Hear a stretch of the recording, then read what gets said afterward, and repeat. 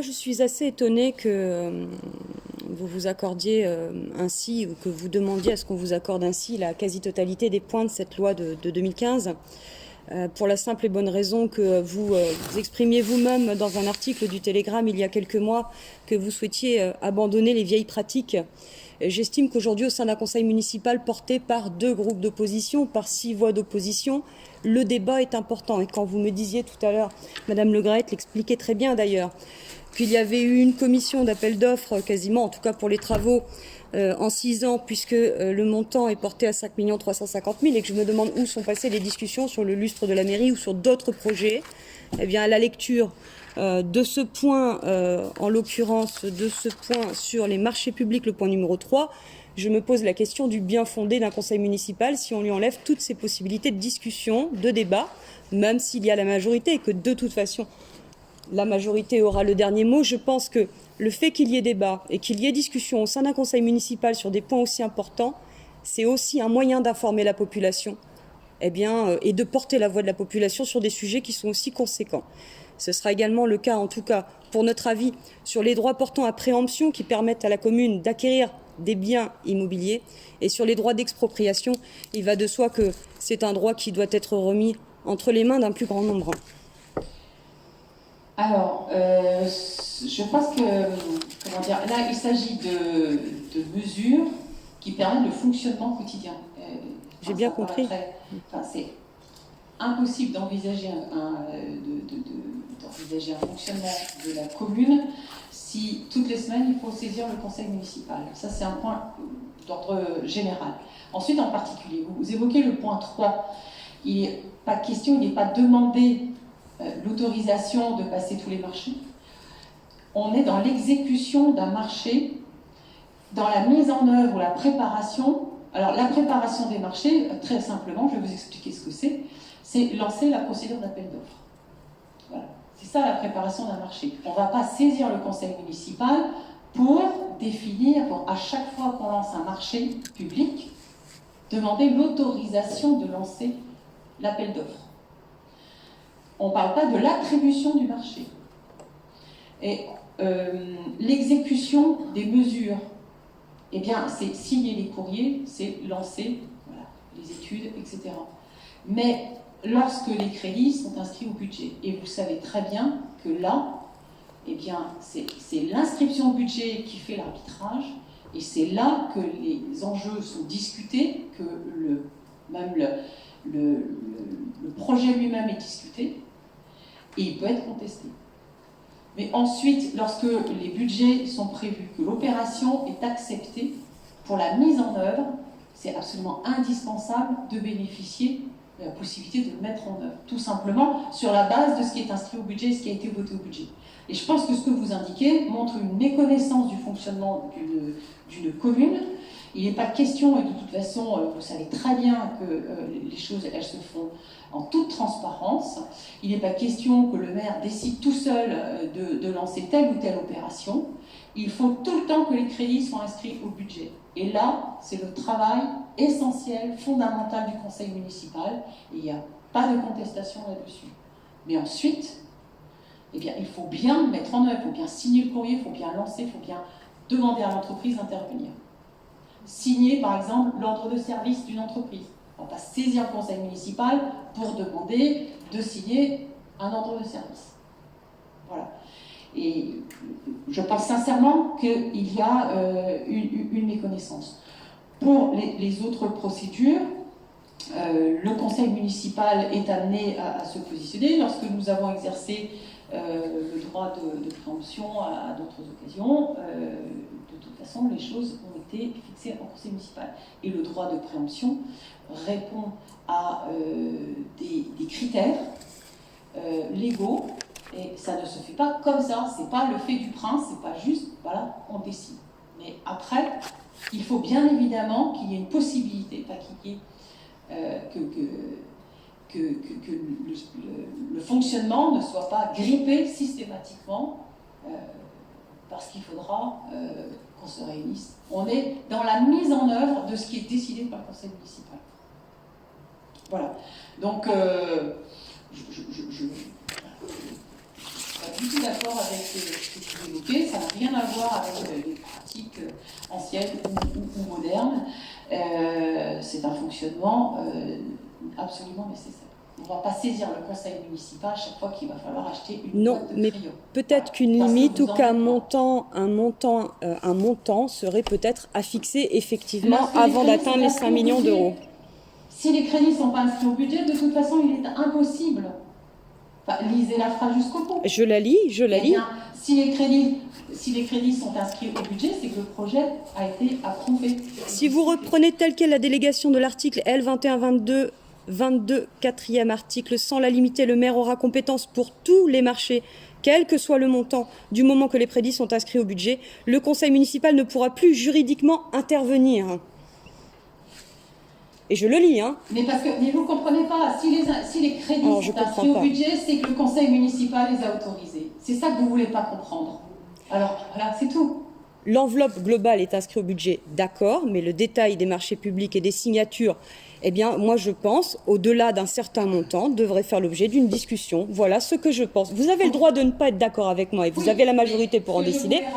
J'estime tout de même pouvoir m'exprimer sans être traité d'incompétence, puisqu'en l'occurrence, moi aussi je lis un article de loi, moi aussi je sais l'interpréter. Peut-être pas aussi bien que vous, effectivement. Je vous demande de le lire jusqu'au bout et vous verrez le fonctionnement. Le vote du budget est l'acte le plus important du conseil municipal et il fixe les limites dans lesquelles ensuite la commune peut agir et engager des dépenses. Voilà, c'est aussi simple. Donc le débat a lieu, et les discussions et les prises de position. Vous n'êtes pas d'accord. C'est pas grave. Voilà, faites modifier la loi.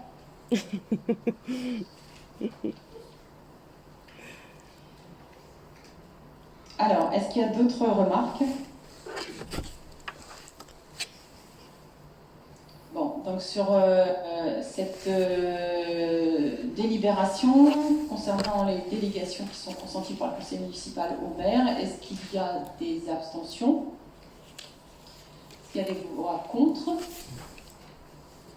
3, 4, 5, 6 voix contre. Et donc le reste est pour. Est-ce que vous avez des remarques sur ce point?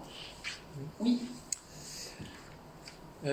L'article 21-23-17 du Code général des collectivités territoriales rappelle dans ses dispositions générales que, je cite, « Sans préjudice des dispositions du présent chapitre, les fonctions de maire, d'adjoint et de conseiller municipal sont gratuites. » Nous observons ici cependant, avec mes collègues, l'octroi par Madame le maire et par ses adjoints d'indemnités maximales liées à leurs fonctions ou à leur délégation.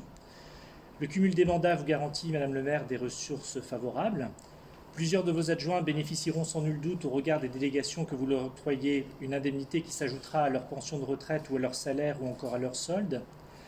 Un autre choix aurait pu être de délibérer pour fixer une indemnité de fonction inférieure au barème proposé à votre demande, Madame le maire, en jouant ainsi la solidarité par une redistribution envers, par exemple, les commerçants ou les associations pour relancer leur activité, comme cela s'est fait sur plusieurs communes du territoire national. Nous nous mobiliserons, Madame le maire, aux côtés de votre équipe pour que chaque châtellinois se sente à sa place, entreprenne, innove, participe, agisse pour sa ville et dans sa ville, librement, également fraternellement. Et à l'heure où beaucoup se détournent de la politique, en témoigne le taux d'abstention fort aux dernières élections municipales, en ces temps de crise sanitaire et sociale, pourrions-nous penser qu'un autre mode de distribution serait possible? Oserez-vous, oserons-nous ensemble cette solidarité? Est-ce qu'il y a d'autres interventions?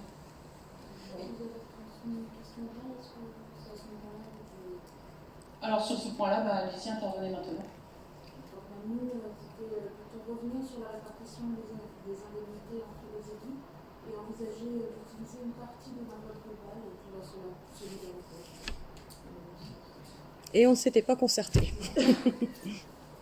Alors, ce genre de discussion que l'on retrouve de temps en temps, parce que je pense qu'il y a toujours un amalgame, et puis voilà, certaines personnes, par un sens quand même assez aigu de la démagogie, pensent que être élu, eh bien,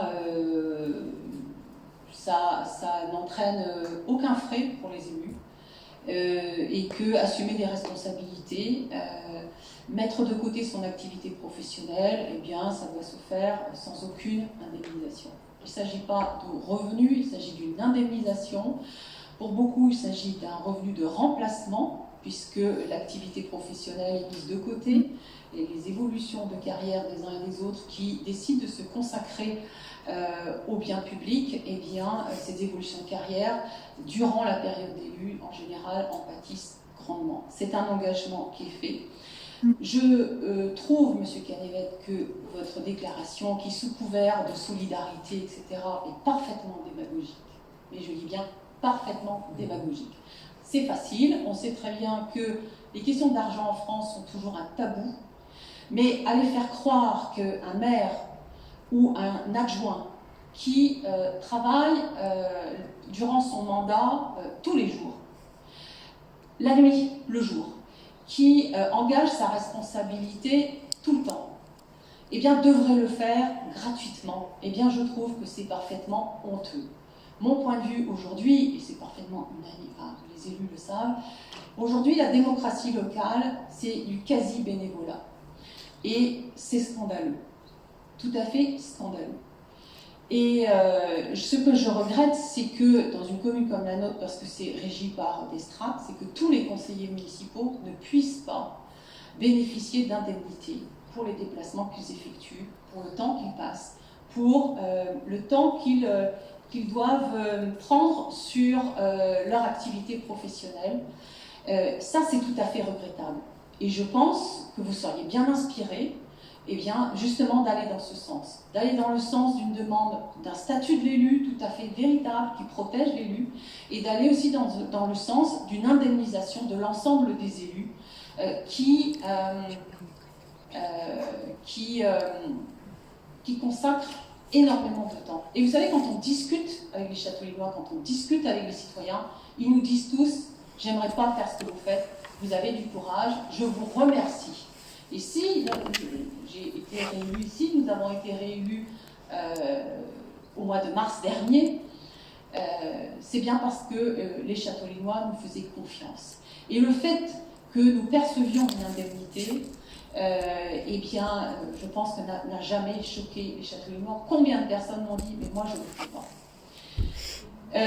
Je pense, Monsieur Canivet, que ce n'est pas vous qui vous lèverez à 4h du matin pour répondre aux services de secours lorsque les adjoints ou moi-même seront sollicités. Ce n'est pas vous qui engagerez votre responsabilité personnelle, financière, pénale en cas de difficulté. Ce n'est pas vous qui prendrez ma place si un jour il y a des procédures qui sont engagées, si la responsabilité était engagée. Vous ne viendrez pas prendre ma place, vous ne viendrez pas par mesure de solidarité, proposer, eh bien, justement, d'assumer. Alors, être élu, je l'ai dit, c'est un engagement, on le fait par souhait, sur une période de notre vie, de se mettre au service de la population. La population nous est reconnaissante. Quand vous parlez de désaffection pour la politique, je pense que votre propos est parfaitement scandaleux s'agissant de la politique locale, de la gestion des territoires et donc du mandat d'élu local. Le mandat de maire, le mandat d'élu local est le mandat qui est le plus respecté par la population. La population a un grand respect pour ses élus. Si vous n'avez pas de respect parce que vous êtes dans une posture politicienne pour les gens que nous sommes, eh bien ça vous regarde. Voilà. Mais cette demande de solidarité, c'est-à-dire en demandant aux élus de ne pas percevoir leur indemnité, elle est déplacée. Ce n'est pas ce que j'ai dit. Parce que vous savez que sur une commune comme la nôtre, l'action sociale est importante. Et il y a un CCAS qui œuvre pour aider les personnes qui sont en difficulté. Il y a tout une procédure, il y a des aides qui sont accordées. Et je ne crois pas que sur l'enveloppe, qui est de 8 000 et quelques euros, je ne crois pas que ce soit ça qui ampute l'action sociale de la commune en direction des différents acteurs de la ville, en direction des personnes en difficulté. Voilà, franchement. En revanche, prétendre que les élus peuvent remplir ces missions-là gratuitement, eh bien, ce n'est pas ce que j'ai dit. Parce que, ce n'est pas ce que j'ai dit. Vous faites un tort à la démocratie locale. Vous laissez croire aux gens que être élu maire, être élu adjoint, eh bien, on s'enrichirait, ce qui est totalement faux. Ce sont des sacrifices sur l'évolution de carrière, des sacrifices sur le temps personnel, sur le temps de loisir, et ce sont des dépenses qui ne sont pas remboursées. Tous les déplacements qui sont effectués, moi quand je me déplace à Quimper, quand je me déplace à Brest, eh bien je prends mon véhicule personnel, je ne suis pas indemnisée. Quand je dois souscrire une assurance à titre personnel, parce que ce ne sera pas la commune qui me couvrira, eh bien cette assurance, je dois la financer moi-même. Je ne suis pas indemnisée pour ça. Et c'est la même chose pour les adjoints qui ne sont pas indemnisés lorsqu'ils prennent leur véhicule tous les jours pour effectuer leur mission. Voilà, ça sans doute que vous l'ignorez. Et une chose que j'ai trouvée énorme dans votre intervention, c'est vous indiquez que les adjoints auraient d'autres sources de revenus au vu des délégations qui viennent de leur être attribuées. Toutes ces délégations, toutes ces missions sont purement gratuites. Quand on intervient, quand on est membre de tel ou tel conseil d'administration, aux Collines Bleues, dans toutes ces structures, nous intervenons bénévolement. Quand nous sommes membres du CCAS, nous intervenons bénévolement. Voilà. Donc je ne vois vraiment pas où les adjoints pourraient percevoir des indemnités supplémentaires. Alors ça peut vous faire rire, ça peut vous faire réagir. Ça ne me fait pas rire. Je m'étonne de l'interprétation voilà. et de la compréhension du message que j'ai voulu avoir. Je vous ai écouté avec attention.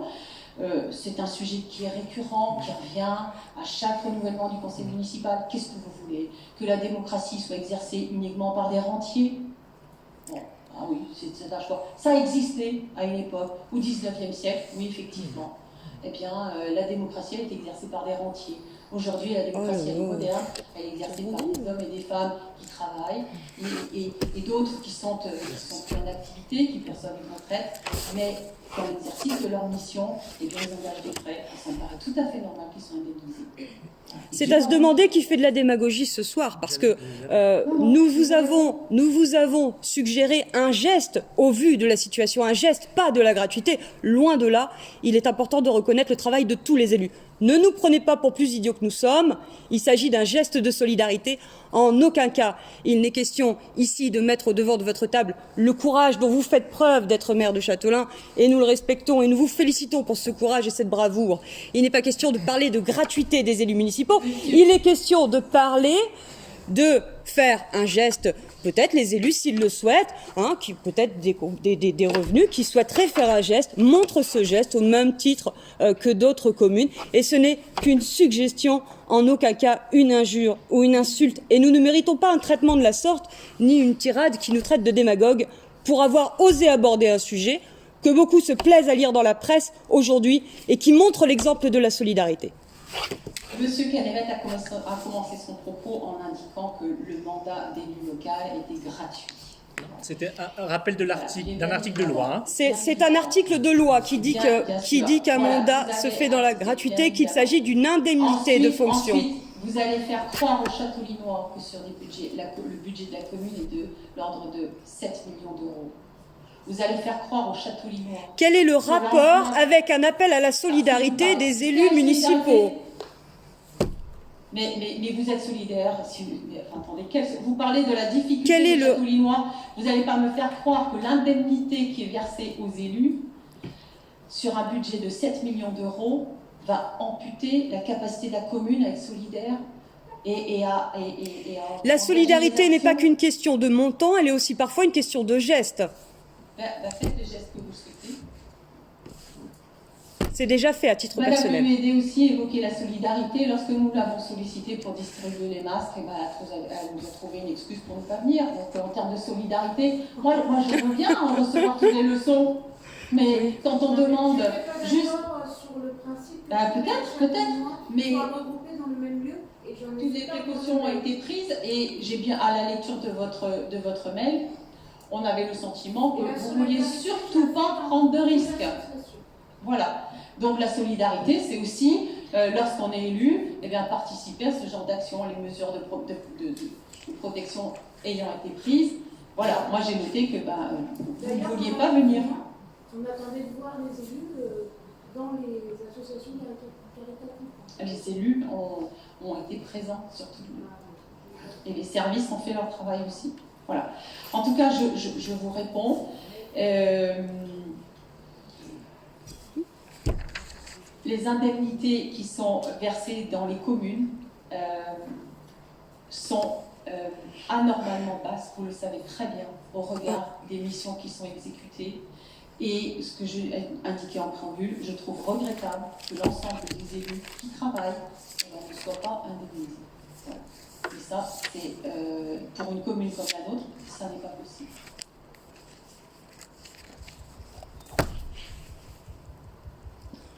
Je vais passer au vote. Donc sur ce tableau qui vous est transmis, qui reprend les mêmes dispositions que le mandat précédent, oui. Et qui était appliqué également par les maires précédents avant 2008. Donc sur ce tableau qui vous est présenté, est-ce qu'il y a des voix contre? 6 voix contre. Est-ce qu'il y a des abstentions? C'est adopté.